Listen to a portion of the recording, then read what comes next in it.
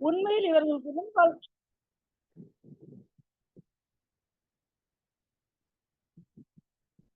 மக்கள் அது என்ன நினைக்கிறார்கள்? நாங்கள் நம்பிக்கை கொண்டோம் என்று மட்டும் கூறுவதால் விட்டுவிடப்படுவார்கள். மேலும் அவர்கள் சோதனைக்கு உள்ளாக்கப்பட மாட்டார்கள் என்று எண்ணிக்கொள்ளுகிறார்களா? உண்மையில் இவர்களுக்கு முன் வாழ்ந்தவர்கள் அனைவரையும் நாம் சோதித்தே இருக்கிறோம். அல்லாஹ் அவசியம் கண்டறிய வேண்டியது உள்ளது. உண்மையாளர்கள் யார், பொய்யர்கள் யார் என்பதை. நாங்க அல்லாஹ்வை நம்பிக்கிட்டோம். ஆனா அல்லாஹ் சொன்னதை செஞ்சோமா இல்லையா அப்படின்னு நம்மள செக் பண்றானா இல்லையா அல்லாஹ் சுப்ஹானஹு வ தஆலா. அதை பத்தி தான் இங்க சொல்லி காட்டுறான். அல்ஹம்துலில்லாஹ்.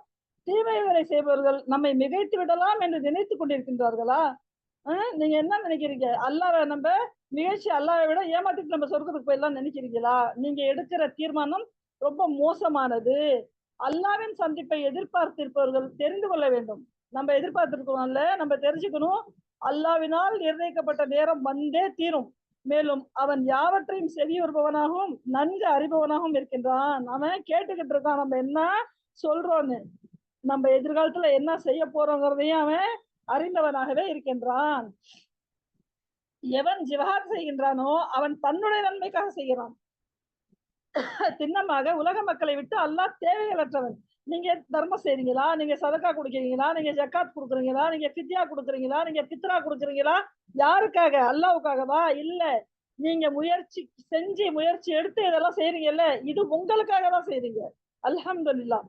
மேலும் எவர்கள் நம்பிக்கை கொண்டு நல்ல செயல் செய்கின்றார்களோ, அவர்களை விட்டு அவர்களின் தீமைகளை நாம் களைந்து விடுவோம். மேலும் அவர்களுக்கு நாம் அழகிய அந்த அவங்களுடைய செயல்களுக்குரிய கூலியையும் வழங்குவோம். நீங்க எல்லாரும் ஜக்காத் குடுக்குறாங்க, நம்மளும் குடுக்குறோம். எல்லாரும் ஃபித்ரா குடுக்குறாங்க, நம்மளும் குடுக்குறோம். அந்த நினைப்போட குடுக்கறதுல எந்த பிரயோஜனமும் கிடையாது. யார் ஒருத்தங்க நம்பிக்கை கொண்டு இந்த செயலெல்லாம் செய்றீங்களோ, அவங்களுக்கு தான் உங்களுக்கு கூலி நல்லதா கிடைக்கும் அப்படின்னு அல்லாஹ் சுப்ஹானஹு வ தஆலா சொல்லி காட்டுறான். மேலும் தன்னுடைய தாய் தந்தையரிடம் நல்ல முறையில் நடந்து கொள்ள வேண்டும் என்று நாம் மனிதனுக்கு அறிவுறுத்தினோம்.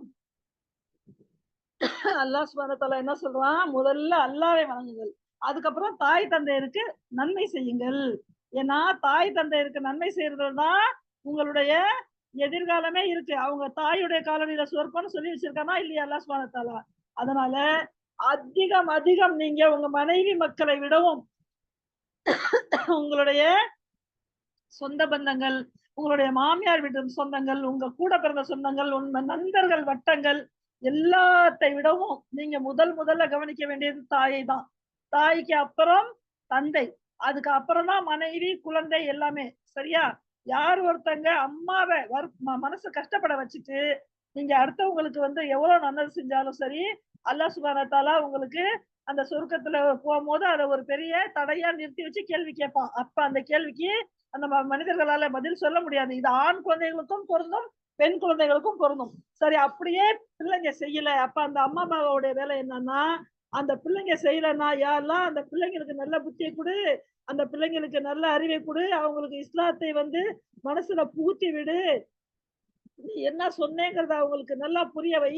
யா அல்லாஹ் அவங்க புரியாத, தெரியாத செய்யறதால எங்க பிள்ளைங்களுக்கு நீனு நஷ்டத்தை ஏற்படுத்திடாத. அவங்களுக்கு லானத் குடுத்துறாத, சாபத்த குடுத்துறாத. அவங்களுக்கு நல்ல அறிவை குடு. அவங்களுக்கு சொர்க்கத்துக்குரிய மக்களா ஆக்கி வை. அவங்க சொர்க்கத்துக்குரிய செயலை அதிகமாக செய்ய நீ அவங்களுக்கு அதிகம் நீ அவங்களுக்கு ஞாபகத்தை ஊட்டு அப்படின்னு சொல்லி நம்ம பிள்ளைங்களுக்கு துவா செஞ்சுக்கிட்டே இருந்தோம்னா, இன்ஷா அல்லாஹ் அந்த பிள்ளைங்க நிச்சயமாக இன்னைக்கு இல்ல நாளைக்கு, நாளைக்கு இல்ல இன்னும் 10 வருஷம் கழிச்சு கண்டிப்பா அந்த அம்மா அப்பாவ மேல அவங்களுக்கு ஒரு பாசம் வரும், ஒரு அறிவு வரும். ஏன்னா 40 வயசுல தான் மனிதனுக்கு சிந்தனை முழுமை பெறுகிறதுன்னு நபி ஸல்லல்லாஹு அலைஹி வஸல்லம் சொல்லியிருக்காங்க. குர்ஆன்லயுமே அல்லாஹ் வசனத்தை இறக்கியிருக்கான். 40 வயசுல தான் அந்த மனிதன் நினைப்பானா, நம்மளுடைய வாழ்க்கை எப்படி இருக்கு, நம்மளுடைய எதிர்காலம் எப்படி இருக்கு, நம்மளுடைய மறுமை என்ன ஆகும், நம்ம மறுமைக்காக வேணும், நம்ம துவா செய்யணும், நன்மை செய்யணும், அதெல்லாம் அப்பதான் புரியும். அதனால அந்த பிள்ளைங்களுக்கு அவசரப்பட்டு நம்ம எந்த ஒரு சாபத்தையும் எந்த ஒரு பத்வாவும் செஞ்சிடக்கூடாது. சுபஹானல்லாஹ். இத எல்லா தாய் தந்தையர்களும் நல்ல விதமாக புரிஞ்சுக்கங்க. இன்னும் எனக்கு அதாவது அல்லாஹ்வுக்கு இணையாக எதுவும் இருக்குன்னு நீ அறியவே மாட்டல்ல. அந்த மாதிரி அறியாததையெல்லாம் எனக்கு இணையாக்கும்படி உங்களுடைய பெற்றோர்கள் உங்களை வற்புறுத்தினால், அதாவது அல்லாஹ்வை தவிர இந்த பாபா கிட்ட போம்மா உனக்கு உடம்பு சரியில்லாம ஆயிடும். இங்க போம்மா இங்க உனக்கு உடம்பு நல்லா ஆயிடும். இப்படிலாம் சொல்றாங்களா இல்லையா? அம்மா பாபாங்க. சொந்தக்காரங்க. அப்படி பெற்றோர்கள் சொன்னாலும், பெற்றோர்களுக்கு நன்மை செய்யுங்க. எனக்கு அப்புறம் பெற்றோரை நீங்க பாதுகாத்துக்கங்கன்னு சொன்ன அல்லாஹ் சுப்ஹானஹு வ தஆலா, அவங்க எனக்கு இரையாக்கும்படி எதையாவது சொன்னாங்கன்னா, அத நீ செய்யாதீங்க. என்னிடம் தான் நீங்கள் அனைவரும் திரும்பி வர வேண்டியதுள்ளது. அப்போது நீங்கள் என்னென்னலாம் செஞ்சுக்கிட்டு இருந்தீங்களோ அவற்றை நான் உங்களுக்கு அறிவிப்பேன் அப்படின்னு அல்லாஹ் சுப்ஹானஹு வ தஆலா சொல்லி காட்டுறான். மேலும் யார் ஒருத்தங்க நம்பிக்கை கொண்டு நல்ல செயல் புரிந்திருப்பார்களோ அவர்களை நாம் சின்னமாக சான்றோர்களுடன் சேர்த்து விடுவோம். சான்றோர்கள் யாரு? நபிமார்கள், சித்திக்குகள், சுஹதாக்கள், சஹாபா பெருமக்கள், தாபியின்கள், தபு தாபியின்கள், இன்னும் இஸ்லாத்தை வந்து மக்களுக்கு அறிவிக்கிறதுக்காக அந்த மக்கா மதினாவை விட்டு வந்துட்டாங்க இல்லையா, 1,00,000க்கும் மேற்பட்ட அதிகமான சஹாபாக்கள்.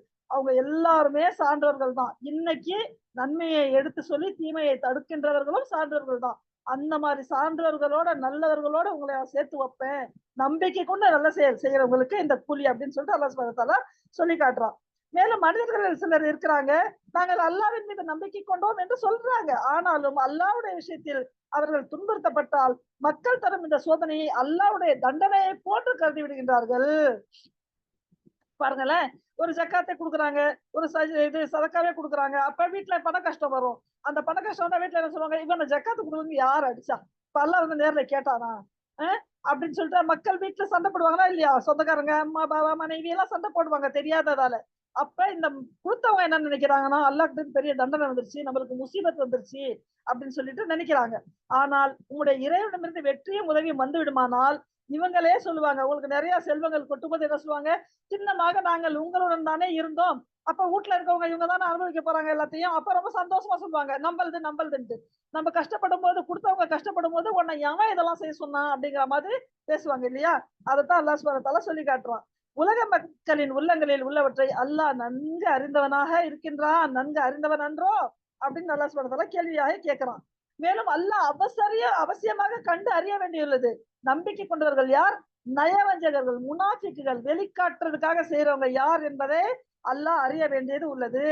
இந்த நிராகரிப்பாளர்கள் இறை நம்பிக்கை கொண்டவரிடம் நீங்கள் எங்களுடைய வழியை பின்பற்றுங்கள், உங்களுடைய பாவங்களை நாங்கள் சுமந்து கொள்கிறோம், நீங்க வாங்க இங்க வாங்க, இந்த பாபா கிட்ட போலாம், இந்த டாக்டர் கிட்ட போலாம், என்னென்னமோ சொல்றாங்க. அவங்களை எல்லாம் கடவுளாக்கிறாங்க. நாங்க உங்க பாவங்களை சுமந்துக்கிறோம்னு சொல்றாங்க. உண்மை என்ன தெரியுமா? அவர்களின் பாவங்களிலிருந்து, அதாவது அவங்களின் பாவங்களிலிருந்தே சிறந்தளவு கூட இவர்கள் சுமந்து கொள்ள முடியாது.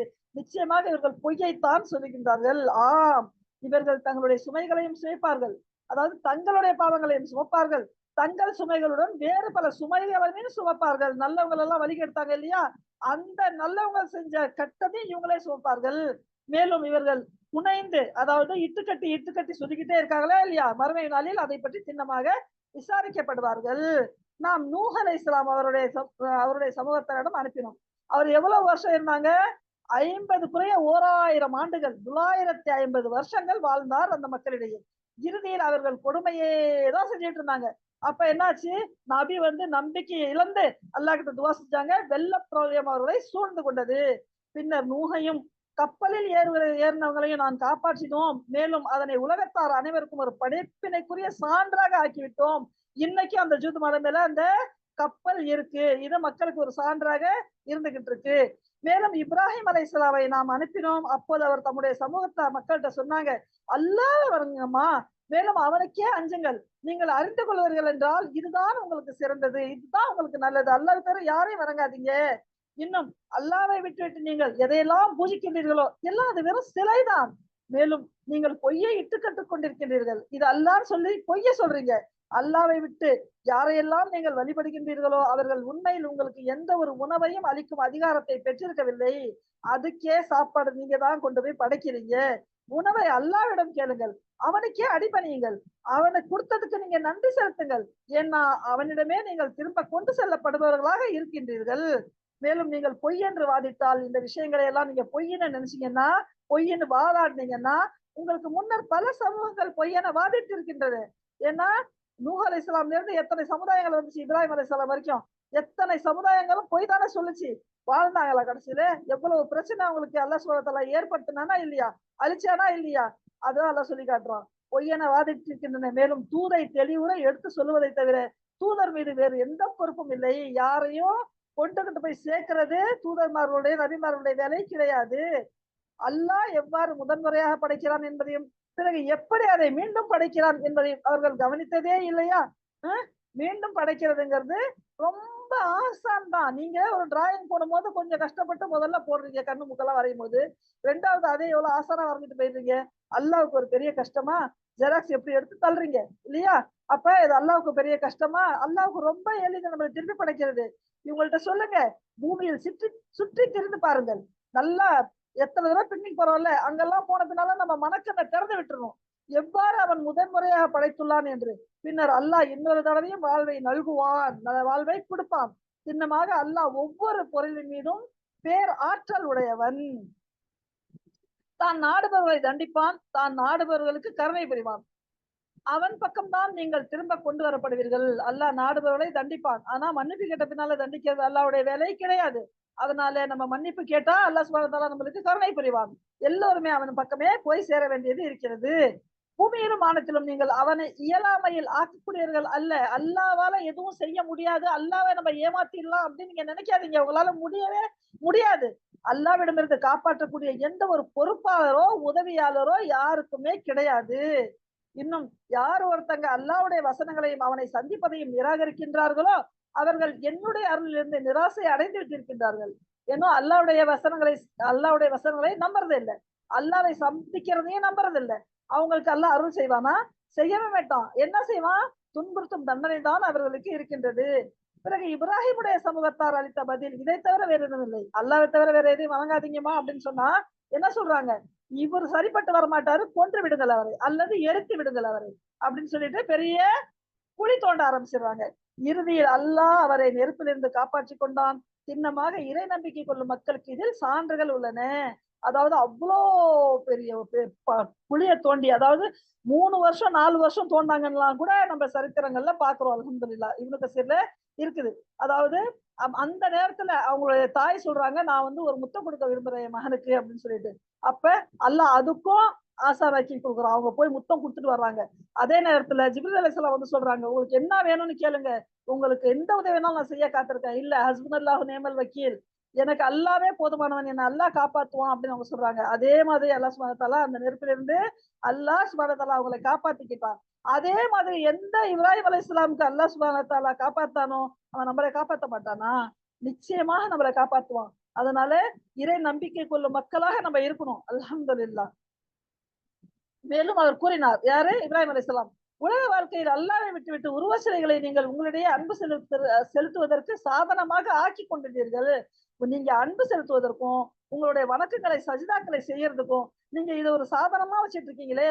ஆனால் மறுமை நாளில் நீங்கள் ஒருவர் ஒரு மறுத்து உரைத்து, நான் சொல்லல, நீ சொல்லல, நீ தான் சொன்ன, நான் தான் சொன்னேன், நீ கெட்டு குட்டி சொரப்போ அப்படின்னு ஒருத்தரை ஒருத்தர் சபித்துக் கொள்வீர்கள்.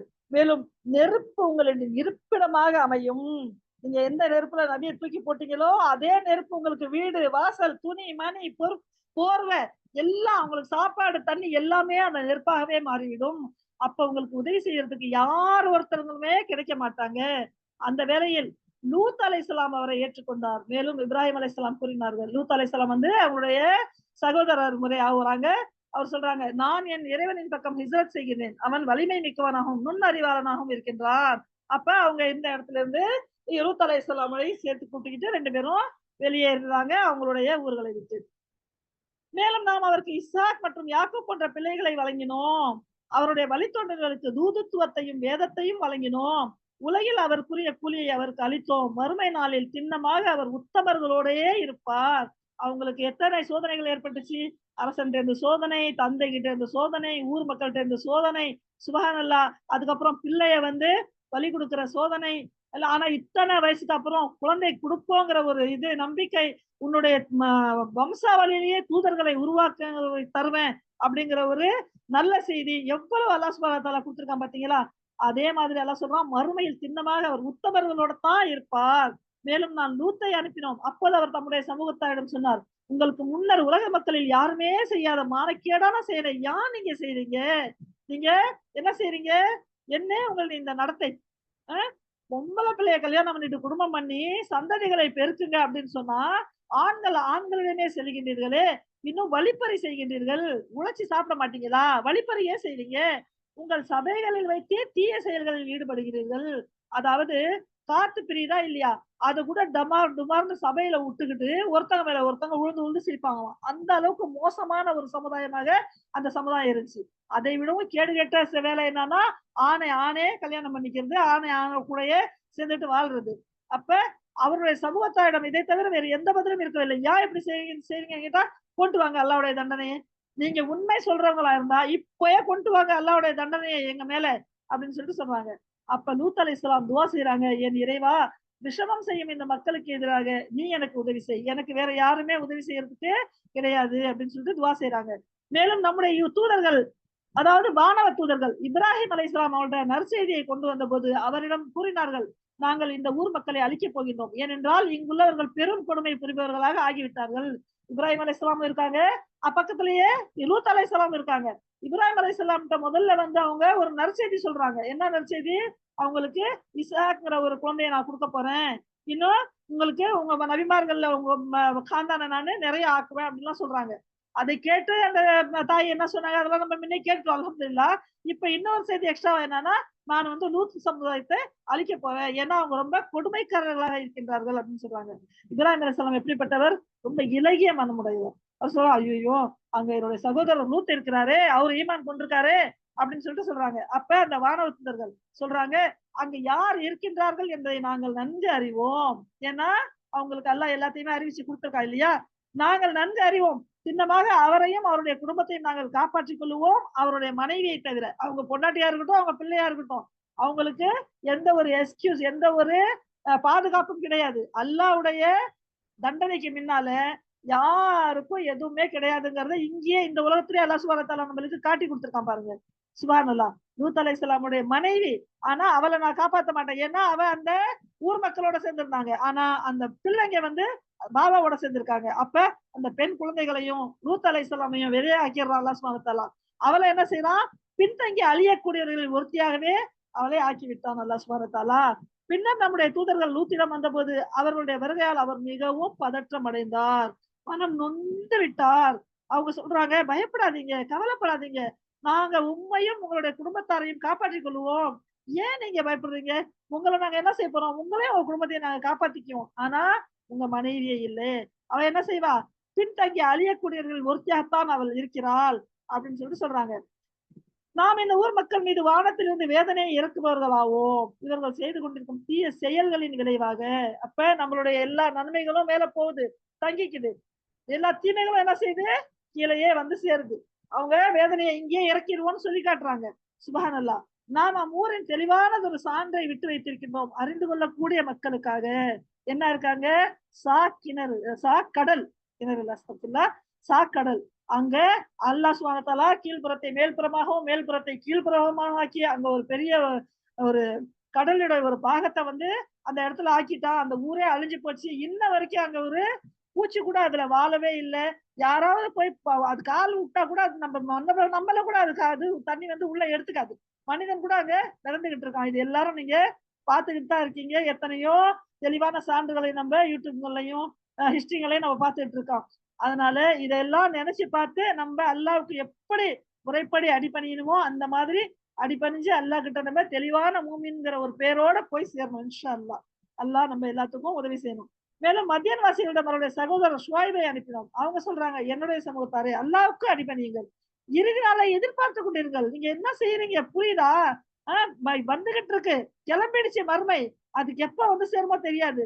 பூமியில அநீதி இழைத்துக் கொண்டு குழப்பம் விளைவிப்பதற்காக நீங்க தெரியாதீங்க அப்படின்னு சொல்லிட்டு சொல்றாங்க. ஆனால் அவர்கள் அவரை பொய் என்று தூற்றினார்கள். எந்த ஒரு நபிமார்கள் வந்து என்ன ஒரு நன்மை எடுத்து சொல்ல போதும் முதல்ல என்ன சொல்லுவாங்க? நீ பொய் சொல்ற. இறுதியில் ஒரு கடும் நிலநடுக்கம் அவர்களை வீடித்தது. அவர்கள் தம் குப்புற, அதாவது வீடுகளிலேயே குப்புற விழுந்து மடிந்தார்கள். தாரிகின் ஜாசிமின், குப்புற விழுந்து எல்லாருமே செத்து கிடந்தாங்க, எப்பயுமே வசிக்காதவர்களை போல. மேலும் ஆது சமூக இனத்தார்களையும் அழித்தோம் நாம். அவர்கள் வாழ்ந்திருந்த இடங்களை நீங்கள் பார்த்திருக்கின்றீர்கள். மேலும் அவருடைய செயல்களை ஷைத்தான் அவர்களுக்கு அழகுபடுத்தி காட்டினான். மேலும் அவர்கள் அறிவுத்திறம் மிக்கவர்களாக இருந்தும் கூட அவன் நேர்வழி நின்று அவரை பிறழ செய்து விட்டான். யார் பிறழ செய்தா? ஷைத்தான் தான் பிறழ செய்யறான். அறிவுத்திறனை யார் கொடுத்தா? அல்லாஹ் தான் கொடுத்தான். அதை நம்ம எப்ப அறிவுத்திறனை நம்ம யூஸ் பண்ணாம இருக்குமோ, நம்ம அறிவை வச்சு, அல்லாஹ் கொடுத்த அறிவை வச்சு வானம் பூமி அதுக்கு இடையில உள்ள எல்லா பொருள்களையுமா இருக்கட்டும், நமக்கு உள்ள இருக்கிற அந்த ஆர்கன்ஸ் உறுப்புகளாகட்டும், நம்ம வந்து சிந்திக்கலைன்னா நம்மளுக்கு அறிவு கிடைக்கவே கிடைக்காது. அப்ப அறிவுத்திறன் மிக்கவா இருந்தா என்ன செய்யணும்? நம்ம சிந்திக்கணும். சுப்ஹானல்லாஹ். யார் ஒருத்தங்க சிந்திக்காம சைத்தான் பக்கம் போறாங்களோ அவங்களை அவன் பிறழ செய்து விடுவான். மேலும் காரூன், பிர்அவுன், ஹாமான் ஆகியோரையும் நாம் அழித்தோம். அவர்களிடம் மூசா தெளிவான சான்றுகளை கொண்டு வந்தார். ஆயினும் அவர்கள் பூமியில் தாங்களே மேலானவர்கள் என்று இருமாப்பு கொண்டார்கள். உண்மையில் அவர்கள் வென்று விடுபவர்களாக இருக்கவில்லை. அவங்க என்ன அல்லாஹ்வையா வெல்ல முடியும்? ஒரு நாள் நபி மூசா அலைஹிஸ்ஸலாம் கொஞ்சம் திக்குவாய் மாதிரி இருந்தாங்கல்ல அவங்க. அவங்க வந்து பயான் செஞ்சுட்டு இருக்கும்போது இந்த காரூனும் ஹாமான் வந்து ரொம்ப பெருசா, காரூன் தான் நினைக்கிறேன், பெருசா வந்து அவர் நபியை விட அதிகமாக தன்னுடைய படை பட்டாளம் எல்லாத்தையும் கொண்டு வந்து வச்சுக்கிட்டு ரொம்ப பெருமையோட என்னை விட பெரிய மனிதன் யார், நான் எனக்கு எவ்வளவு கொடுத்துருக்கான் பத்தியா, என்னுடைய சாவியை தூக்குறதுக்கே பெரிய ஒட்டக கூட்டமே தேவைப்படுது, உங்ககிட்ட என்ன இருக்கு அப்படின்னா ரொம்ப தெளிவு இல்லாம பேசுற நீனு, நான் எவ்வளவு தெளிவா இருக்கேன் பாரு அப்படின்னு சொல்லிட்டு அவன் ரொம்ப அதிகமா பேசுறான். அப்ப மூசா அலைஹிஸ்ஸலாம் சொல்றாங்க, நான் வந்து பயான் செஞ்சுட்டு இருக்க இடத்துல உன்னை இந்த மாதிரி வந்து சொல்லக்கூடாதுன்னு சொல்றேன்ல, அல்லாஹ் கொடுத்திருக்க இந்த செல்வத்தை வச்சு நீ பெருமை அடிக்காத அப்படின்னு. அவன் விதண்டாவாதம் பண்ணிக்கிட்டே இருக்கான். மூசா அலைஹிஸ்ஸலாம் சொல்றாங்க, இப்ப நீ வந்து நான் வந்து அல்லாஹ்கிட்ட உனக்காக துவா செஞ்சிருவேன், நீ போயிடு, நீ வேணா செய், இல்ல வேணா போயிடு போயிடுன்னு சொல்ல சொல்ல இல்ல நீங்க இது என்ன உதவ செய்றீங்க செய்யுங்க, என் மேல தண்டனை வருமா வரட்டும் அப்படின்னு அவன் ரொம்ப விதண்டாவாதம் செய்யறான். விதண்டாவாதம் செய்யிட்டு இருக்கும்போது மூசா அலைஹிஸ்ஸலாம், யா அல்லாஹ் இவனுக்கு ஒரு தெளிவான ஒரு அழிவை நீ குடுன்னு சொன்ன உடனேயே அந்த காரனுடைய எல்லா படைகளும் அவனும் சேர்ந்து அப்படியே கொஞ்சம் கொஞ்சமா பூமியில ஆழ்ந்த ஆரம்பிச்சுட்டாங்க. ஆனாலும் அவன் கடைசி வரைக்கும் ஈமான் கொண்டதாகவோ அப்படியெல்லாம் நான் எந்த கஷ்டலையும் நான் படிக்கல. அல்லாஹ் ஆலம், அல்லாஹ் மீது அறிந்தவன். ஆனாலும் இன்னமும் தினமும் அவங்க அழுதுகிட்டே தான் இருக்காங்களாம் பூமிக்குள்ள. மகரிபுடைய நேரத்துல தினமும் அவங்க அழுதுகிட்டே இருக்காங்க. அதனால மகரிப் நேரத்துல நீங்க யாரும் சீக்கிரமா வெளியேயும் போவாதீங்க. ஷைத்தான்கள் நிறைய வெளிய சுத்தும். இன்னும் மகரிப வந்து உடனே தொழுதுடுங்க. மகரிப லேட்டா தொழுவாதீங்க. மகரிப்ல தான் வந்து உங்களுக்கு மறுமையும் வரும் அப்படின்னு சொல்லிட்டுலாம் நிறைய நம்ம ஹதீஸ்கள்ல பார்க்கிறோம். அப்ப பெருமை அடிச்ச அந்த காரனுடைய நிலைமை என்னாச்சு? அவன் இருமாப்பு கொண்டான். பூமியில ஆழ்ந்து கொண்டிருக்கின்றான். அல்லாவை வென்று விடுவர்களாக அவங்க இருக்கவில்லை. அதே மாதிரி நம்மளும் ஏதோ அநியாயம் செஞ்சோம்னு சொன்னா நம்மளும் அல்லாவை வெல்ல முடியாது. நம்மளுடைய செயல்களையும் நம்ம கண்காணித்துக்கிட்டே இருக்கணும் இன்ஷா அல்லாஹ். இறுதியில் ஒருவரையும் அவரவருடைய பாவத்தின் காரணமாக நாம் பிடித்தோம். பிறகு அவர்களில் சிலர் மீது நாம் கல்மாரி பொழியும் காற்றை அனுப்பினோம் இல்லையா? வேறு சிலரை ஒரே ஒரு உரத்தம் முழக்கம் பிடித்துக் கொண்டது. இன்னும் சிலரை நாம் பூமியில் புதைத்து விட்டோம். இன்னும் வேறு சிலரை மூழ்கடித்து விட்டோம். அல்லாஹ் அவர்கள் மீது கொடுமை புரியவில்லை. ஆனால் அவர்களே தங்கள் மீது தாங்களே கொடுமை இழைத்துக் கொண்டிருந்தார்கள். அல்லாஹ்வா வந்து அநியாயம் செஞ்சா? இல்ல. இவங்க தனக்குத்தானே அநியாயம் செஞ்சுக்கிட்டாங்க. எவர்கள் அல்லாவை விட்டு மற்ற பாதுகாவலர்களை ஏற்படுத்தி கொண்டார்களோ அவர்களின் ஊமை தனக்கென ஒரு வீட்டை அமைத்துக் கொள்ளும் சிலந்தி பூச்சியாகும். அது என்ன நினைச்சிட்டு இருக்கு?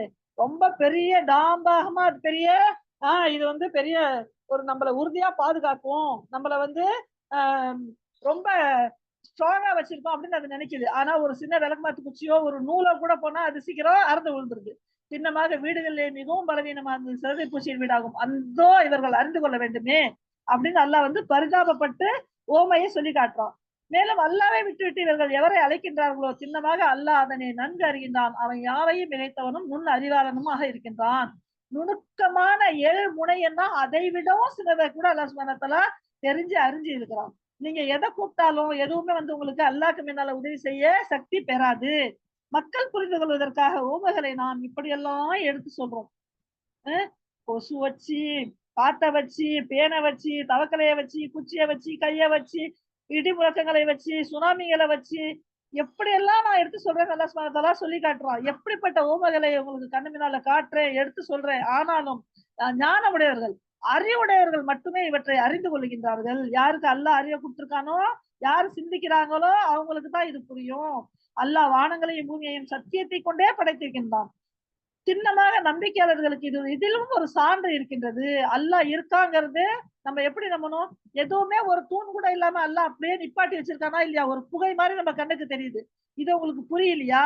மேலும் நபியே, வஹீயின் மூலம் உமக்கு அனுப்பப்பட்டிருக்கும் இந்த வேதத்தை நீங்கள் ஓதிக்கிட்டே இருங்க. மேலும் தொழுகையை நிலைநிறுத்துங்கள். தொழுகைய ஒருவேளை தொழுதுட்டு ஒருவேளை தொழுவாம சோம்பேறித்தனமா தொழுதுகிட்டு அப்படிலாம் இருக்காதீங்க. தொழுகையை நிலைநிறுத்துங்கள். சின்னமாக தொழுகை மானக்கேடான மற்றும் தீய செயல்களை தடுக்கிறது. எப்பயுமே பாருங்களேன், மனசு என்ன செய்யுது? ஒரு பொருளுக்கு ஆசைப்படுது, இல்ல உடல் இச்சைக்கு ஆசைப்படுது, இல்ல அடுத்தவங்களுடைய பொருளுக்கு ஆசைப்படுது, எது எதுக்கோ ஆசைப்படுது. ஆனா டைம் ஆயிடுச்சு, ஜோஹர் பாங்க சொல்லிட்டாங்க, போய் ஒழு செஞ்சுட்டு வந்தோம்னா எல்லா மனசுல உள்ள அந்த அழுக்கெல்லாம் நோந்து என்ன செய்யும், நம்மளுக்கு அல்லா மேல முழுசா ஒரு அந்த உள் அச்சம் வந்துரும் இல்லையா? அப்ப நம்ம தொழுவ நின்றுடுவோம். அப்ப தொழுகை என்ன செய்யுது? இதே மாதிரி அசர்ல போறோம், மகரிப்ல போறோம், இஷால போறோம், தஹஜ்ஜத்ல வர்றோம், அல்லாஹ்வ திருப்பி திருப்பி திருப்பி திருப்பி கூப்பிடுறோம். யா அல்லாஹ் என்னை காப்பாத்து, நான் உன்னையே வணங்குறேன், உன்கிட்டயே உதவி தேடுறேன், திருப்பி திருப்பி கேட்கணும். ஈயாக்க நஅபுது வ ஈயாக்க நஸ்தஈன். எத்தனை தடவை கேட்டுக்கிட்டே இருக்கோம். அப்ப நம்மளுடைய அந்த துவாக்கள் எல்லாம் என்ன செய்யுது?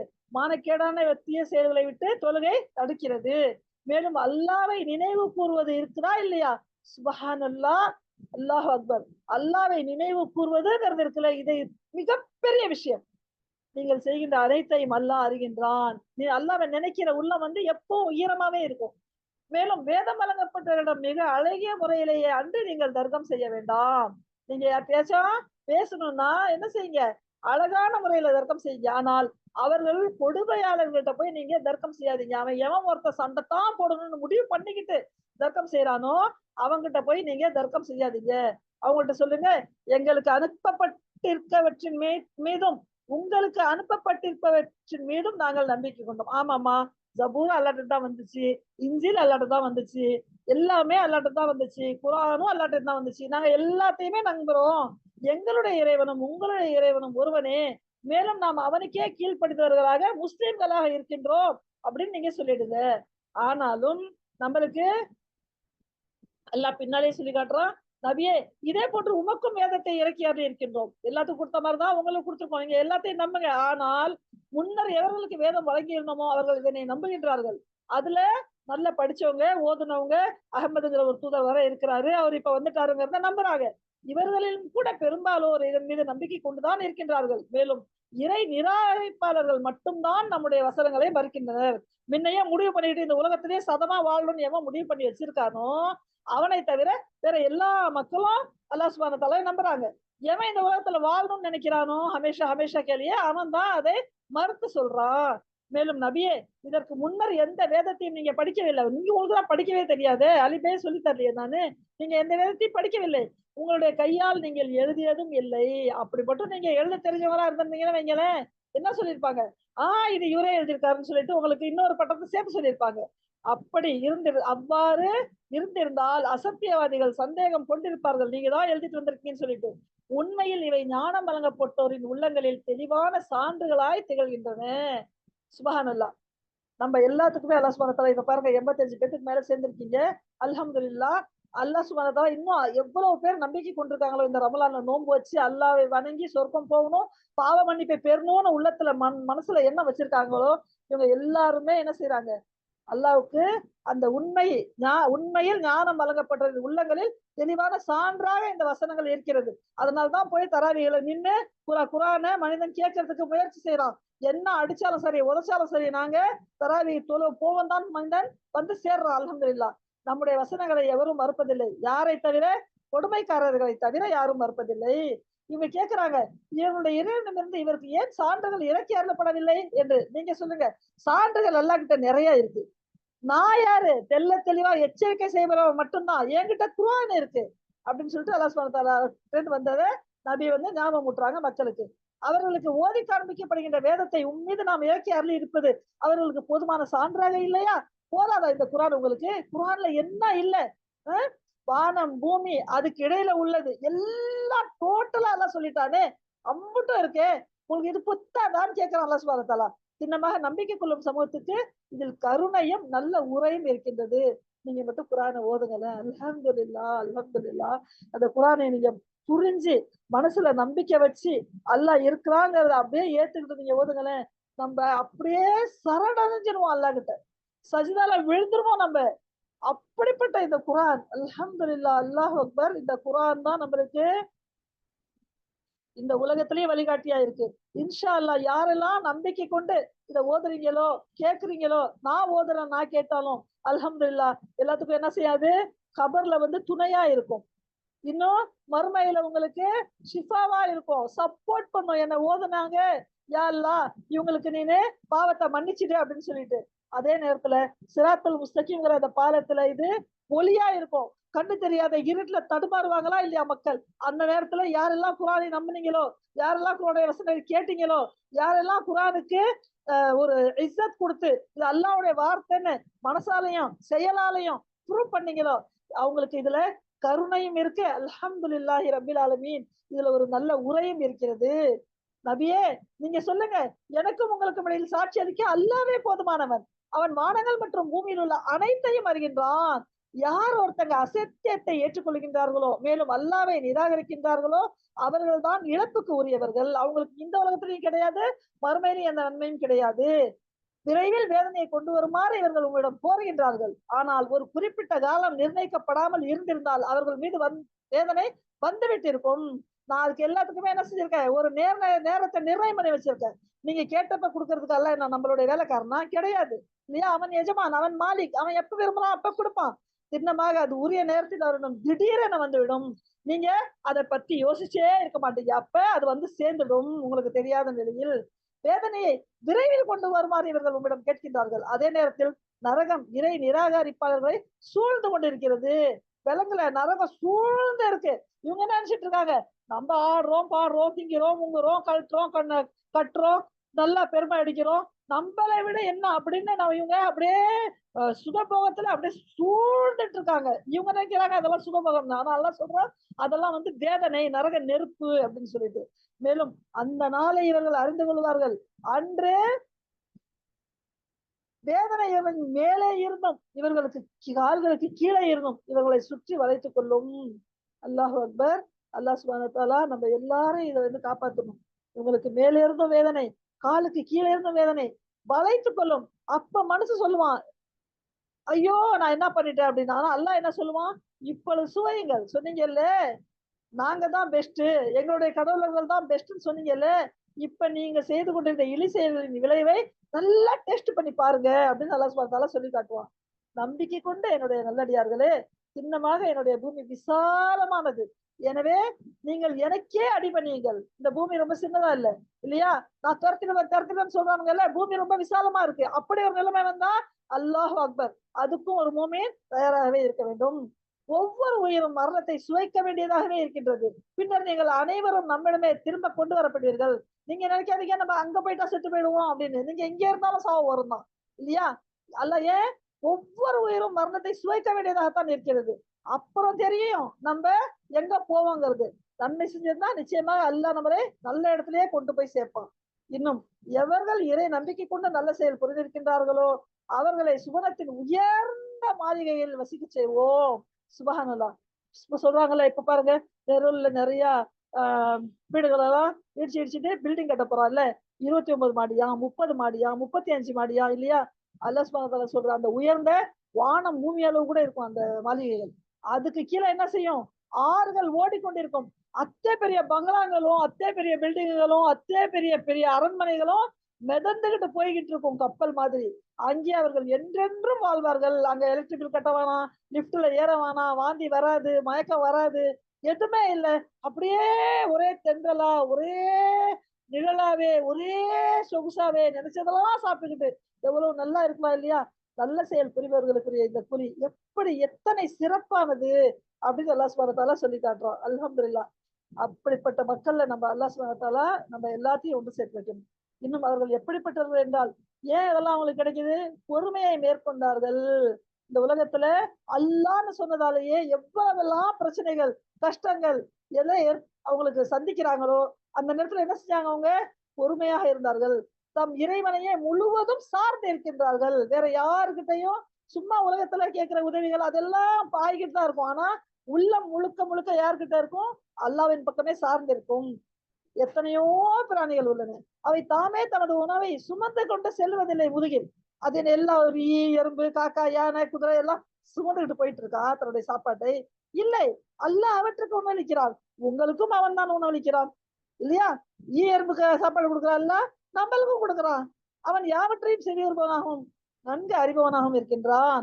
வானங்களையும் பூமியையும் படைத்தவனும் சூரியனையும் சந்திரனையும் வசப்படுத்தி வைத்திருப்பவனும் யார் அப்படின்னு நீங்க இவங்கள்ட்ட கேட்டா சின்னமாக அவங்க என்ன சொல்லுவாங்க, அல்லான்னு சொல்லுவாங்க. அப்புறம் எங்க இருந்து நீங்கள் ஏமாற்றப்படுகிறீர்கள்? எல்லாத்தையும் படைச்சது அல்லாஹ் அப்படின்னு புரியுது இல்ல, உங்களுக்கு சாப்பாடு கொடுக்கறது அல்லாஹ் புரியுது இல்ல, அப்புறம் ஏன்பா வேற யாரையும் கூப்பிடுறீங்க? அல்லாஹ் தன்னுடைய அடிமைகளில் தான் நாடுபவர்களுக்கு உணவை தாராளமாக வழங்குகிறான். சில பேர்த்துக்கிட்ட அல்லாஹ் செல்வத்தை அப்படியே பொங்க வச்சுக்கிட்டே இருப்பான், அது அவனுடைய நாட்டம். தான் நாடுபவர்களுக்கு அளவோடு வழங்குகிறான், சிலருக்கு அளவோட கொடுப்பான், சிலரை பட்டினி பசியா கூட விட்டுருவான். சின்னமாக அல்லாஹ் யாவற்றையும் நன்கு அறிந்தவனாகவே இருக்கின்றான். மேலும் வானத்திலிருந்து மழையை பொழியச் செய்து அதன் மூலம் இறந்து கிடக்கின்ற பூமியை உயிர் பெற செய்பவன் யார் அப்படின்னு நீங்க கேளுங்க இந்த மக்கள்கிட்ட. அல்லான்னு சொல்லுவாங்க. அல்ஹம்துலில்லாஹ், புகழ் அனைத்தும் அல்லாஹ்வுக்குத்தான். ஆயினும் இவர்களில் பெரும்பாலோர் விளங்கிக் கொள்வதில்லை. வாயால சொல்லும் போது கரெக்டா சொன்னாலும் உள்ளத்துல அதை ஏத்துக்கிட்டு அமல் செய்யறதில்லை. மேலும் இந்த உலக வாழ்க்கை விளையாட்டும் கேளிக்கையும் அன்றி வேறொன்றும் இல்லை. இது என்னது? இந்த உலக வாழ்க்கை வந்து வீண் விளையாட்டும் வெறும் கேளிக்கையும் தான். நிலையான வாழ்வதற்கான இல்லம் வறுமை இல்லம் தான். அந்தோ இந்த மக்கள் இதை அறிந்து கொள்ள வேண்டுமே. இந்த மக்கள் கப்பலில் பயணமாகும் போது தன்னுடைய தீனை, அதாவது மார்க்கத்தை அல்லாஹ்வுக்கு உரித்தாக்கிய வண்ணம் அவரிடம் துவா செய்கின்றாங்க. என்னன்னு? யா அல்லாஹ், நாங்க இந்த கப்பல்ல ஏறி போறோம், நம்முடைய ரப்பே அல்லா கொண்டு போய் சேர்த்துரு அப்படின்னு சொல்லிட்டு, பிறகு அவன் அவர்களை காப்பாற்றி கரை சேர்த்து விட்டால் அவனுக்கு இணை வைக்க தொடங்கி விடுகிறார்கள். போகும்போதெல்லாம் ஒரு பிரச்சனை என்ன வந்தாலும் சரி, போறதுக்கு முன்னே சரி, அல்லாஹ் கிட்ட செய்ய வேண்டியது துவாவை. போயிட்டு வந்த பின்னால அந்த நிறைவேற்றுறதுக்கு ஒரு ஒரு இடமா தேடி இணை வைக்க கிளம்பிடுறாங்க. அல்லாஹ் அவர்களுக்கு வழங்கிய ஈடத்திற்கு நன்றி கொள்ளுவதற்காகவும் உலக வாழ்க்கையின் இன்பத்தை அவர்கள் அனுபவிப்பதற்காகவும் தான். ஏன்னா இவங்க ஏன் இப்படி செய்யறாங்க தெரியுமா? அல்லாஹ் அவங்களுக்கு நிறைய கொடுத்துட்டான்ல, அவங்களுக்கு பயணத்துல வசதியை செஞ்சு கொடுத்துட்டான், அவங்களுக்கு போற வர எல்லா விதமான சௌகரியத்தையும் செஞ்சுட்டான். அதனால அவங்க என்ன செய்யறாங்க? அல்லாஹ்வுக்கு நன்றி செலுத்துறதுக்கு பதிலா நன்றி கொள்றாங்க. இதை எதுக்காக செய்யறாங்க? இவங்க இந்த உலகத்திலேயே அனுபவிச்சுட்டு இருந்துடலான்னு. வெகு விரைவில் இவங்களுக்கு தெரிஞ்சு போயிடும் எது உண்மை எது பொய்ன்னு. இவங்களோட அக்கம் பக்கங்களில் இருக்கும் மக்கள் இராய்ச்சி செல்லப்படும் நிலையில் இருக்க ஹரமை நாம் இவர்களுக்கு அமைதி அளிக்கும் புனித தலமாக ஆக்கியிருப்பதை அவர்கள் பார்க்கவில்லையா? ஏன்னா அந்த மக்கமா நகரத்துல அந்த அரபு கண்ட்ரியையே உலகமே திரும்பி பார்க்கவே இல்லை. இந்த இந்த பூமியில ஒரு பள்ளியாசலம் வச்சிருக்காங்க இந்த மக்கள், இதுக்கு போயிட்டு வந்துட்டு இருக்காங்க. இதை தவிர என்ன இருக்கு? பெரிய பெரிய இது வல்லரசுகள்லாம் இருந்துச்சு. பாரசீக வல்லரசு, ரோம பேரரசு, யாருமே இந்த அரபு கண்ட்ரியை திரும்பியே பார்க்கல. இங்க என்ன இருக்கு அப்படின்னு சொல்லிட்டு. இவங்கள்ட்ட சரியான படிப்பறிவு இல்ல. என்ன செய்வாங்க? எல்லாம் கொலை, கொள்ளை, ஜினா, ரொம்ப எந்த நேரமும் பயந்த நிலையிலேயே தான் அவங்களுடைய வாழ்க்கை இருந்துச்சு. ஆனா அல்லாஹ் சுப்ஹானஹு வ தஆலா அந்த மக்கா நகரத்தை மட்டும் புனிதமாக ஆக்கி, அங்க வந்து சண்டை இருக்கக்கூடாது, வீண் பேச்சு பேசக்கூடாது, முள்ள முறிக்க கூடாது, இலைய பிக்க கூடாது, யாரையும் அடிக்க கூடாது. மக்கமா நகரத்துக்குள்ள அந்த பள்ளிக்குள்ள தன்னுடைய தந்தையை கொலை செய்தவன் கண்மண்ணால் கிடைச்சாலும் அவனை எதுவுமே செய்யக்கூடாது. ஆனா ஒரு யாரோ காந்தான்ல ஒரு செய்த கொலைக்காக பூரா காந்தானா வருஷக்கணக்கா சண்டை செஞ்சுட்டு இருக்க குழு, அந்த குழுக்கள். ஆனாலும் அந்த இடத்துல நான் உங்களை எவ்வளவு பாதுகாப்பா அபயமளிக்கும் புனிததலமாக ஆக்கி வச்சிருக்கேன், நீங்க பாக்கலையா? பின்ன என்ன? நீங்கள் அசத்தியத்தை ஏற்றுக்கொள்கின்றீர்களா? இதெல்லாம் பாக்குறீங்க, உங்களுக்கு புரியலையா? நீங்க அசத்தியத்தை, வேறு வேறு கடவுள்கள் இருக்காங்கன்னு ஏற்றுக்கொள்கிறீர்களா? அல்லாஹ்வுடைய அருட்படைக்கு நன்றி கொள்ளுகின்றீர்களா? அல்லாஹ்வின் மீது பொய்யை புனைந்து கூறுபவனை விட, அல்லது தன் முன் சத்தியம் வந்திருக்கும் போது அதை பொய் என்று வாதிட்டவனை விட பெரும் கொடுமைக்காரன் யார்? அல்லாஹ் சொன்னதை இப்ப ஒரு ஹராம் ஹலால்ங்கிற பேச்சே இருக்கு. ஆனா மனிதன் தன்னுடைய பேச்சு ஏற்றுக்கொள்ளப்படணும்னு எவ்வளவு வாதாடுறான். அவனை அல்லாஹ் சொல்றான் கொடுமைக்காரன். நம்ம நினைக்கிறோம் சாதாரண விஷயமா, இது வந்து கொடுமைக்காரன், அல்லாஹ்வின் பேச்சுல கொடுமை செய்யற இத்தகைய நிராகரிப்பாளர்களுக்கு நரகம் இருப்பிடம் அல்லவா? அல்லாஹ் அப்படியே கேட்கிறான். மேலும் எவர்கள் நமக்காக ஜிஹாத் செய்கின்றார்களோ அவர்களுக்கு நாம் நம்முடைய வாழ்க்கை வழி மேலும் எவர்கள் நமக்காக ஜிஹாத் செய்கின்றார்களோ அவர்களுக்கு நாம் நம்முடைய வழிகளை காண்பிப்போம். அதாவது சொர்க்கத்துக்கு போற வழியே அல்லாஹ் நேர் வழியே ஆசானாக்கி காட்டுவான். மேலும் திண்ணமாக அல்லாஹ் யார் கூட இருக்கான்? நற்பணி ஆற்றுபவர்களுடன் அல்லாஹ் இருக்கின்றான். யாரெல்லாம் நன்மை செய்கின்றார்களோ, தீமையை தடுக்கின்றார்களோ அவர்களோட அல்லாஹ் இருக்கின்றான். நம்மளுடைய உயிர் மூச்சு நம்ம உடல்ல இருக்கிற வரைக்கும் நம்ம இந்த பணியை செய்து கொண்டே இருக்க அல்லாஹ் நம்ம எல்லாத்துக்கும் உதவி செய்யணும். இன்ஷா அல்லாஹ் 29வது அத்தியாயம் முற்று பெற்றது. இன்ஷா அல்லாஹ் 30வது அத்தியாயம். பிஸ்மில்லாஹிர் ரஹ்மானிர் ரஹீம். அலிஃப் லாம் மீம். ஒலிபத்திர் ரூம். அலிஃப் லாம் மீம். அண்டை நாட்டிலே ரோமானியர் நாட்டிலே ரோமானியர் அண்டை நாட்டிலே தோல்வி அடைந்துள்ளனர். மேலும் அவர்கள் தங்களுடைய இந்த தோல்விக்கு பின் சில ஆண்டுகளுக்குள்ளாகவே வெற்றி அடைந்து விடுவார்கள்.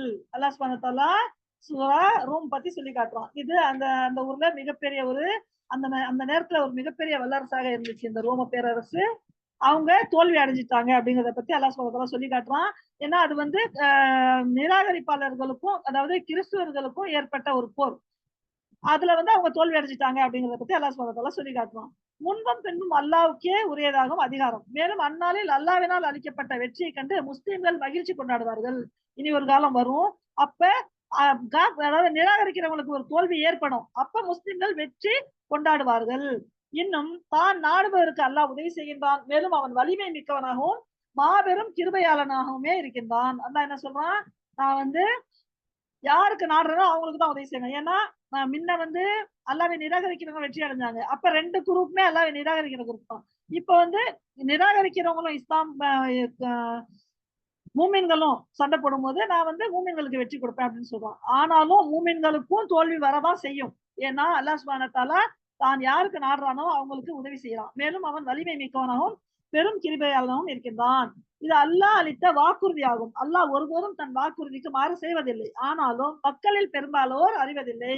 ஏன்னா இந்த உலகத்துல மூமினா இருக்கவங்க எல்லாம் வெற்றி பெற்றே தீரணும் அப்படிங்கிறது எந்த ஒரு அவசியமும் கிடையாது. ஏன்னா இதுதான் ஒரு சோதனைகள்லாம் நல்லா சொல்லிட்டானே.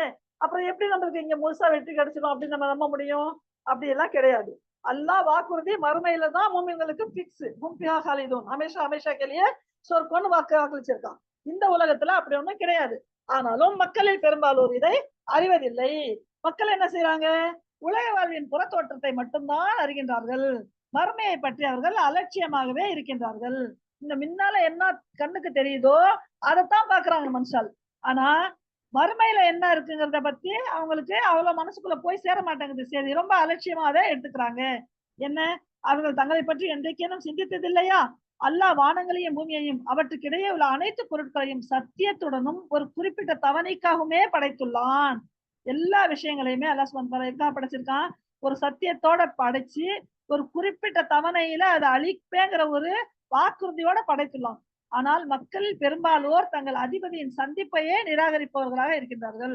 ஆனா இந்த மக்கள் இந்த மாதிரி உலகாலியும் நம்ம இந்த அல்லாவை சந்திப்போம் அப்படிங்கறத பத்தி அவங்க எந்த ஒரு மனசுல கவலையோ ஒரு அறிகுறியோ அவங்க வச்சுக்கிறதே கிடையாது. மேலும் இவர்கள் எப்போதேனும் பூமியில் சுற்றி திரிந்து தங்களுக்கு முன் வாழ்ந்து சென்றவர்களின் முடிவு என்னவாயிற்று என்பதை பார்த்ததில்லையா? இதுக்கு முன்ன எத்தனை சமுதாயங்கள் வாழ்ந்துச்சு, அழிஞ்சிச்சு, எல்லா நபிமார்களுடைய சமுதாயத்தை பத்தி எல்லா ஹிஸ்டரி நம்ம கேட்டோமா இல்லையா?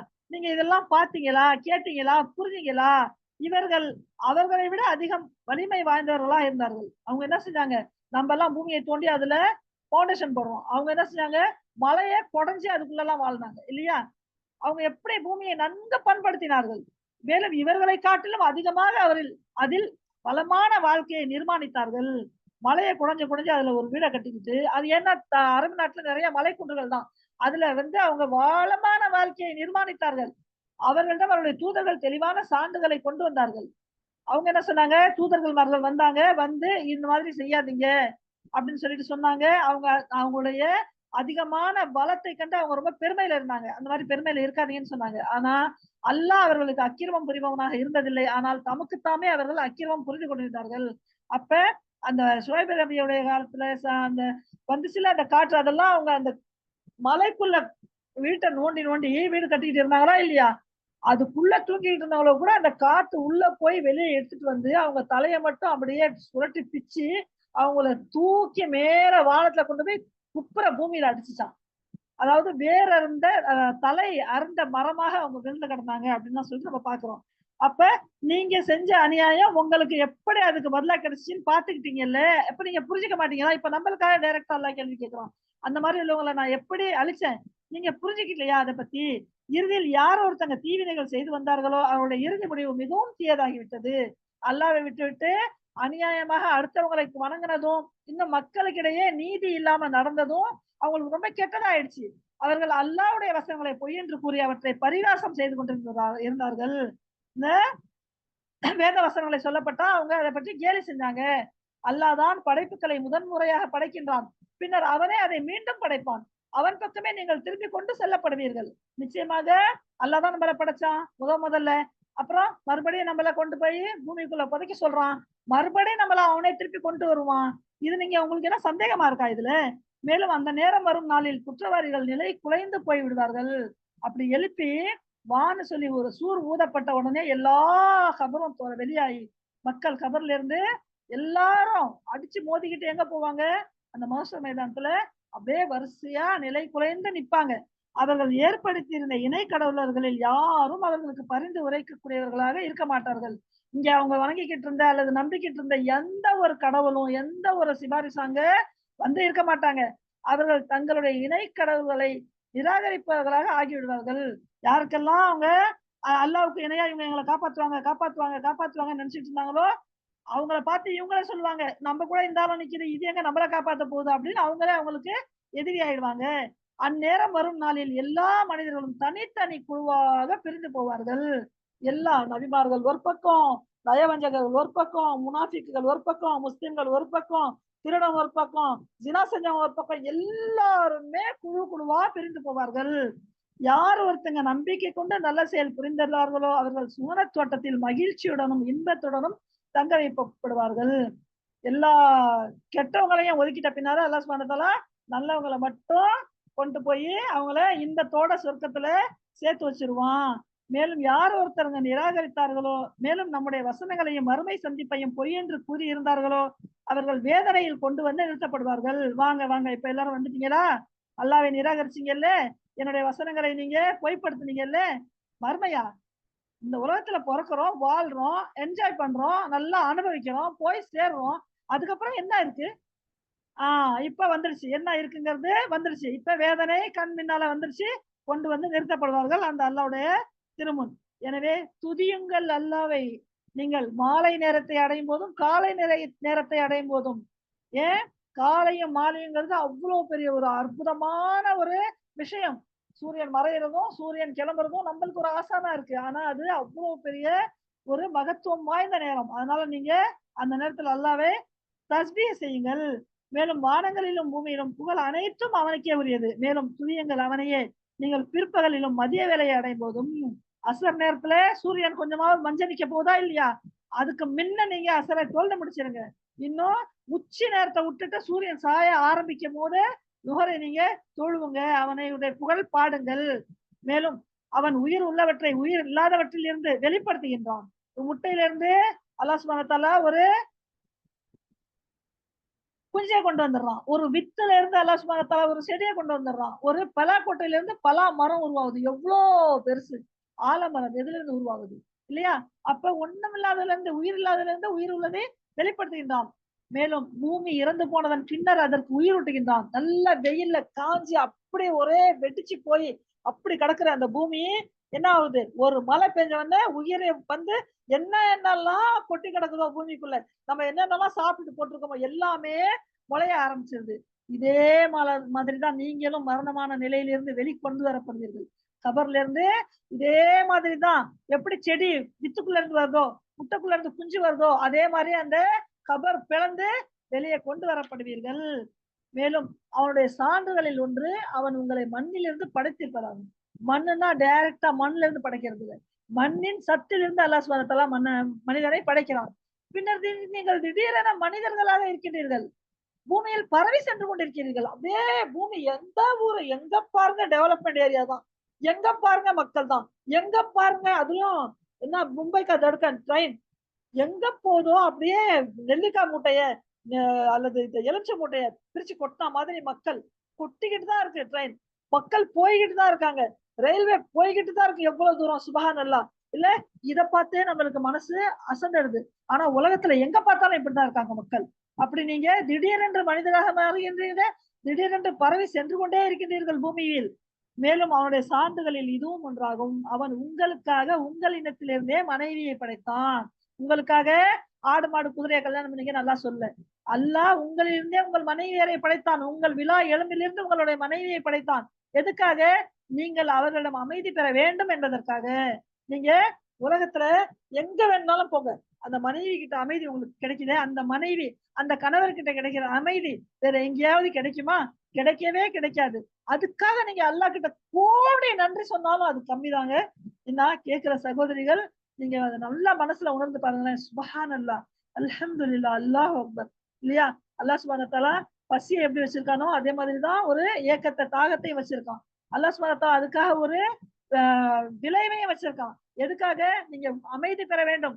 அமைதி பெற்ற பின்னால உங்களிடையே நீங்கள் அன்பையும் கருணையையும் கொண்டு வாழ வேண்டும் என்பதற்காகத்தான் உங்களுக்கு அதையெல்லாம் தோற்றுவிச்சு வச்சிருக்கின்றான். ஆனாலும் ரொம்ப அதிகமான மக்கள், அதிலும் இப்ப உள்ள ஜெனரேஷன் ரொம்ப அதை சிந்திக்கிறதே இல்லை. தான் தோன்றித்தனமா வாழ்றாங்க, தன்னுடைய இஷ்டப்படி வாழ்றாங்க. இதை பத்தி சிந்திக்கிறதும் இல்ல. அல்லாஹ்வுக்கு நன்றி செலுத்துறாங்களா இல்லையா, அது அல்லாஹ் சுப்ஹானஹு வ தஆலா ஒருவனுக்கு தான் தெரியும். ஆனா அந்த மாதிரி எல்லாம் இருக்கக்கூடாதுங்கிறதுக்காக தான் அல்லாஹ் சுப்ஹானஹு வ தஆலா குர்ஆன்லயே நம்மளுக்கு சொல்றான். உங்களிடையே அமைதி பெற வேண்டும் என்பதற்காகத்தான் நான் உங்களை படைச்சிருக்கிறேன். உங்களிடையே அன்பையும் கருணையும் அல்லாஹ் தோற்றுவித்திருக்கின்றான். அதை நீங்க ஜாஹிர் பண்ணுங்க, அதை வெளிப்படுத்துங்க. சின்னமாக சிந்திக்கும் மக்களுக்கு இதில் நிறைய சான்றுகள் உள்ளன. யார் ஒருத்தங்க அல்லாஹ்வை சிந்திக்கின்றார்களோ, அல்லாஹ்வுடைய படைப்பை, நம்முடைய வாழ்க்கை முறையை சிந்திக்கின்றார்களோ அவர்களுக்கு இதில் நிறைய சான்றுகள் இருக்கின்றன. மேலும் வானங்கள் மற்றும் பூமியை படைத்திருப்பதும் உங்கள் மொழிகளும் உங்கள் நிறங்களும் மாறுபட்டு இருப்பதும் அவனுடைய சான்றுகளில் உள்ளவையே. நீங்க என்ன நினைச்சிட்டு இருக்கீங்க? பாருங்க, வானத்தை பாருங்க, பூமியை பாருங்க. நீங்க பேசுறீங்கல்ல பாஷை, நீங்க என்ன புதுசா கண்டுபிடிச்சு தமிழ் தான் ரொம்ப நல்லது, இல்ல இங்கிலீஷ் தான் நல்லது, இல்ல அரபி தான் நல்லது. நாக்குடைய அசைவு தான் மொழி. சுப்ஹானல்லாஹ். ஏன் உங்களுக்கு மொழியை கொடுத்திருக்கா அல்லாஹ் சுப்ஹானஹு வ தஆலா? நீங்கள் ஒருத்தங்க புரிஞ்சுக்கணும். சுப்ஹானல்லாஹ். உங்களுக்கு நிறம் எதுக்கு கொடுத்திருக்கான்? உங்களுக்கு வளங்கள் எதுக்கு கொடுத்திருக்கான்? மாறுபட்டிருப்பது எல்லாமே அல்லாஹ்வுடைய சான்றுகளில் உள்ளதுதான். அல்லாஹ்வுடைய சான்று எதுக்காக? நீங்க புரிஞ்சு வாழ்றதுக்காகத்தான். நான் சிகப்பா இருக்கேன் அதனால எனக்கு பெருமை, இல்ல நான் கருப்பா இருக்கேன் அதனால எனக்கு சிறுமை, இல்ல நான் கருப்பா இருக்கேன் பாத்தீங்களா எவ்வளவு பெஸ்ட், நான் தான் பெருமை. இந்த பெருமைக்கு எங்கேயுமே வேலை கிடையாது. எல்லாமே அல்லாஹ்வுடைய சான்றுகள் தான். சின்னமாக இவற்றிலெல்லாம் அறிவுடையவர்களுக்கு நிறைய சான்றுகள் இருக்கின்றது. நம்ம நினைக்கிறோம் இதெல்லாம் ஒரு பேச்சா அப்படின்னு. நிச்சயமாக இதில் சான்று இருக்கிறது. அறிவுடையவர்களுக்கு, அறிவு உள்ளவங்க தான் இதை யோசிப்பாங்க அப்படின்னு அல்லாஹ் சுப்ஹானஹு வ தஆலா சொல்லி காட்டுறான். மேலும் இரவிலோ பகலிலோ நீங்க தூங்குறதும் அவனுடைய அருட்கொடையை நீங்கள் தேடுவதும் இதுவும் அவனுடைய சான்றுகளில் உள்ளவையே. நீங்க பாருங்க, நைட் ஷிஃப்ட் வந்துருச்சு, நைட்ல தூங்கி பகல்ல வேலை செய்யக்கூடாதுதான், உடம்பு கஷ்டம்தான். ஆனா அப்படியும் நீங்க உறங்குறீங்க இல்ல, நீங்க வேலைக்கு போறீங்க இல்ல, அல்லாஹ்வுடைய அருட்கொடையை தேடுறீங்க இல்ல, இதுவும் அல்லாஹ்வுடைய சான்றுகளில் உள்ளதுதான். எதுவுமே அல்லாஹ் குர்ஆன்ல வைக்காம இல்ல. எல்லா விஷயத்துக்கும் அல்லாஹ் சுப்ஹானஹு வ தஆலா தீர்வை வச்சிருக்கான். சின்னமாக உன்னிப்பாக செவிமடுக்கும் மக்களுக்கு இவற்றில் நிறைய சான்றுகள் உள்ளது. நிச்சயமாக யார் ஒருத்தங்க தன்னுடைய உயிர், பொருள், ஆவி எல்லாத்தையும் இந்த வசனங்கள்ல செலுத்தி நல்லா சிந்திக்கின்றார்களோ இவங்களுக்கு இதுல நிறைய சான்றுகள் உள்ளன. மேலும் அச்சமும் ஆர்வமும் அளிக்கும் வகையில் அவன் உங்களுக்கு மின்னலை காண்பிப்பதும், மேலும் வானிலிருந்து அவன் மலையை பொழிய செய்வதும், அதன் மூலம் பூமிக்கு அது இறந்து போன பின்னால உயிர் கொடுக்கிறதும் இதுவும் அல்லாஹ்வுடைய சான்றுதான். எவ்வளவு மலை இடி கொட்டுது, அப்படியே இருட்டிக்கிட்ட தியானம் 12 மணிக்கு பார்த்தா ராத்திரி 12 மாதிரி ஒரே இருட்டு, ஒரே பயம். ஆனா அந்த நேரத்துல ஒரு மின்னல் வருது, ஆர்வமா பாக்குறமா இல்லையா? நாலா பக்கமா சுத்தி அதெல்லாம் காட்டுறாங்க அல்லாஹ் சுப்ஹானஹு வ தஆலா. அந்த நேரத்துல புரியல மழையை பாருங்களேன், அது நம்ம மனசுக்கு அப்படியே பயமாவும் இருக்கும், ஆச்சரியமாவும் இருக்கும், ஆசையாவும் இருக்கும். அதெல்லாம் ஆகி மறுநாள் ஒரு 2 நாள் கழிச்சு பாருங்க, பூமி அது பாட்டுக்கு டக்கு டக்கு டக்கு டக்குன்னு அங்க முளைச்சிருக்கும். பூமி செத்து போயிருந்துச்சு, இப்ப உயிராயிடுச்சு. இதுவும் அல்லாஹ்வுடைய சான்றுகளில் உள்ளதுதான். சின்னமாக சிந்திக்கக்கூடிய மக்களுக்கு சுப்ஹானல்லாஹ், அல்லாஹ் மிகப்பெரிய சான்றுகளை வைத்துள்ளான். மேலும் வானமும் பூமியும் அவனுடைய கட்டளைப்படி நிலை பெற்றிருப்பதும் அவனுடைய சான்றுதான். இதுவும் அவனுடைய சான்றுதான். இல்லாட்டி வானம் அங்க இடிஞ்சு விழுந்துருச்சு, இங்க இடிஞ்சு விழுந்துருச்சு, வானத்துல ஓட்டை வந்துருச்சு. வானத்துல ஓட்டையே கிடையாது. வானத்தை சுத்தி மேல இருக்கிற ஏதாவது வந்துடக்கூடாதுன்னு சொல்லிட்டு ஓசோன்ங்கிற ஒரு ஓசோன்ங்கிற ஒரு படலத்தை வச்சு அல்லாஹ் சுப்ஹானஹு வ தஆலா நம்மளை காப்பாத்திட்டு இருக்கான். அந்த ஓசோன் அந்த படலம் இல்லைன்னா நிறைய மக்களுக்கு டைரக்டா சூரிய ஒளிப்பட்டா என்ன செய்யும்? கேன்சர் வந்துடும். ஆனா இந்த உலகத்துல மக்கள் கொட்டுற அந்த இது இருக்குல்ல, என்னது அந்த வெடிகுண்டு பொருள்கள், அதெல்லாம் அந்த வானத்துடைய ஓசோனையே ஓட்டையாக்கி, இப்ப கேன்சர்னா சளி பிடிச்ச மாதிரி எல்லா மக்களுக்கும் அதிகமான கேன்சர் வரப்பெற்றுச்சு. ஆனா அல்லாஹ் சுப்ஹானஹு வ தஆலா சொல்றான், நான் எந்த ஓட்ட உடச்சனும் இல்லாம அதெல்லாம் அப்படியே புடிச்சு வச்சிருக்கேன் பாத்தியா, இது கூட என்னுடைய சான்றுகள் உள்ளது. பிறகு அவன் உங்களை பூமியிலிருந்து வெளியேறும்படி அழைத்தான். உங்களை கூப்பிடுவான் அல்லாஹ் சுப்ஹானஹு வ தஆலா. ஒரே ஒரு விசில் சத்தம் தான், ஒரே ஒரு அழைப்பில் திடீரென நீங்கள் வெளியேறி ஓடி வருவீர்கள். சும்மா வர மாட்டீங்க, ஓடி வருவீர்கள். அப்படியே நிர்வாணமாக இருக்குமே, நம்ம உடம்புல துணி இல்லையே, எதுவுமே நினைப்பு இருக்காது, கூப்பிட்டோம்னா ஓடு, ஒரே ஓட்டமா அப்படி ஓடி வருவீர்கள். வானங்களிலும் பூமியிலும் இருப்பவர் அனைவரும் அவனுடைய அடிமைகளே. வானத்துல இருக்கிற மலக்குகளும் சரி, பூமியில இருக்கிற மனிதனும் சரி, எல்லாமே அல்லாஹ்வுடைய அடிமைகளே, அனைவரும் முழுக்க முழுக்க அல்லாஹ்வுக்கே கீழ்ப்படிகின்றனர். மேலும் முதன்முறையாக அவனே படைக்கின்றான், பிறகு அவனே அதை மறுமுறையும் படைப்பான். இது அவனுக்கு மிகவும் எளிதானது. வானங்களிலும் பூமியிலும் அவனுடைய தன்மை உயர்ந்ததாகும். மேலும் அவன் வலிமை மிக்கவன், மிகவும் நுண்ணறிவாளன். சுப்ஹானல்லாஹ்.